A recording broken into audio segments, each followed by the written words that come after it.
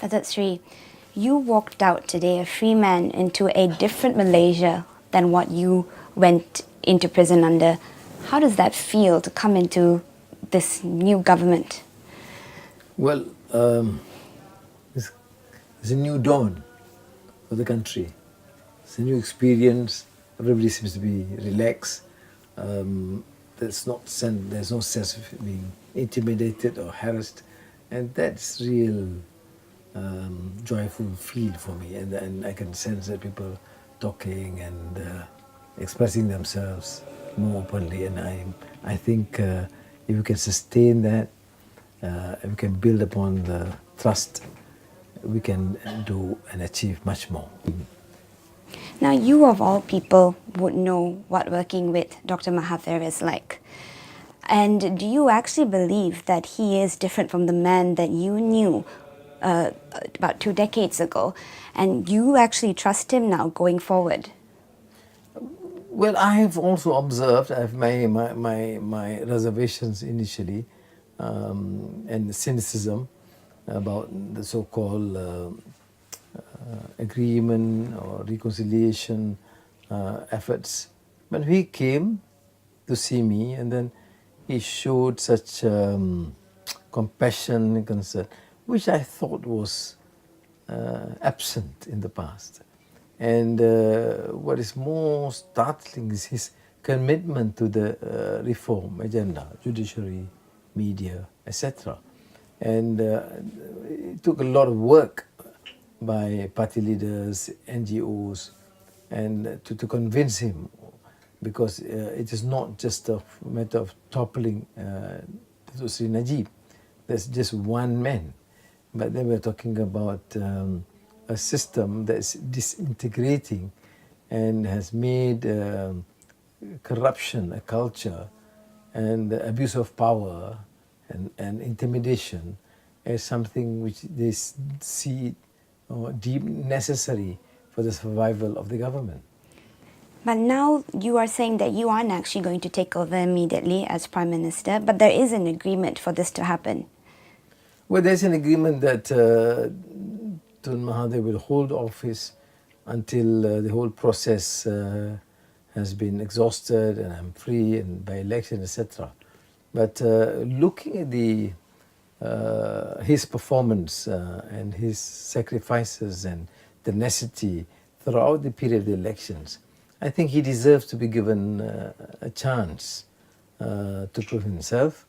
And I believe that many Malaysians have that trust, and I share that. So we should give him the ample time and confidence, and not to be seen to be harassed unnecessarily, because I think the country needs to be governed effectively, and too many things need to be dismantled in the initial period. And I think he has begun, and my duty is to support his endeavours. You said you have put your past behind with Dr. Mahathir, but with your latest conviction, with the one that you have, the sentence that you've most recently served, you have said that was politically motivated. So do you still believe that that was something put in place by Mr. Najib's government to keep you out of politics? It's clear. The decision was just 2 days before Kajang by-elections.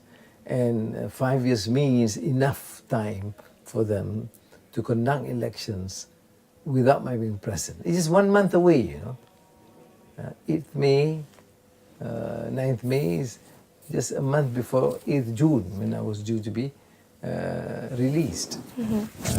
What is pre-planned? The unfortunate thing is that the judiciary is complicit in this. The way they rushed into it, and Karpal fighting tooth and nail to get them to at least allow us to present our case. No, they didn't. They had to finish it, and they have to convict me then, because then they would deny me contesting in the state by-election. Now you have Muhyiddin Yassin as part of your coalition among other people from UMNO.